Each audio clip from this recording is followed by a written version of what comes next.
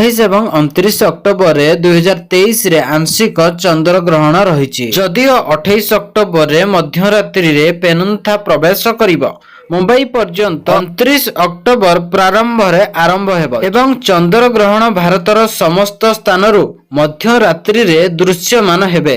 ଚନ୍ଦ୍ର ଗ୍ରହଣ ଭାରତ ସମେତ ପଶ୍ଚିମ ପ୍ରଶାନ୍ତ ମହାସାଗର, ଅଷ୍ଟ୍ରେଲିଆ, ଏସିଆ, ୟୁରୋପ, ଆଫ୍ରିକା, ପୂର୍ବ ଦକ୍ଷିଣ ଆମେରିକା, ଉତ୍ତର ପୂର୍ବ ଉତ୍ତର ଆମେରିକା, ଆଟଲାଣ୍ଟିକ ମହାସାଗର, ଭାରତ ମହାସାଗର ଏବଂ ଦକ୍ଷିଣ ପ୍ରଶାନ୍ତ ମହାସାଗର ପ୍ରଭୃତି ଅଞ୍ଚଳରେ ଦୃଶ୍ୟମାନ ହେବେ। ଏହି ଚନ୍ଦ୍ର ଗ୍ରହଣର ଆମ୍ଫାଲ ପର୍ଯ୍ୟନ୍ତ 29 ଅକ୍ଟୋବର ଭାରତୀୟ ସମୟ ରାତ୍ର 1:05 ଆରମ୍ଭ ହୋଇ ଏବଂ ରାତ୍ର 2:24 ଶେଷ ହେବ।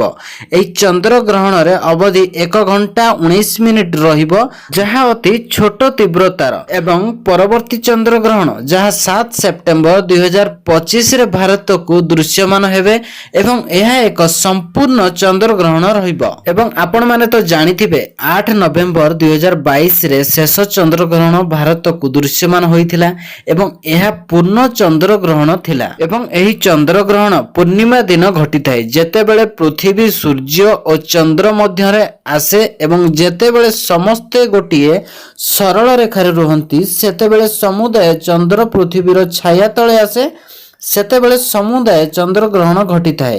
ଏକ ଆଂଶିକ ଚନ୍ଦ୍ର ଗ୍ରହଣ କେବଳ ଚନ୍ଦ୍ରର ଏକ ଅଂଶ ପୃଥିବୀର ଛାୟା ତଳେ ଆସେ। ଏବଂ ଜାଣି ରଖନ୍ତୁ କି 28 ଏବଂ 29 ଅକ୍ଟୋବର 2023 ରେ ଆଂଶିକ ଚନ୍ଦ୍ର ଗ୍ରହଣ ରହିଛି।